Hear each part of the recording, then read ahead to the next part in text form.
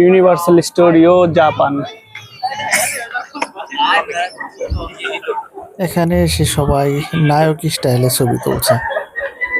এক একজন দেখেন কি অবস্থা, ছবি তোলার জন্য এক একজন প্রায় জীবন দিয়ে দিচ্ছে।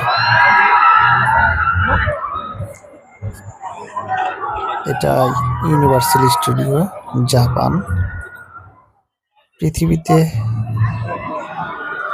3টি দেশে ইউনিভার্সাল স্টুডিও রয়েছে, একটি জাপান, একটি ইউএসএ এবং একটি সিঙ্গাপুরে।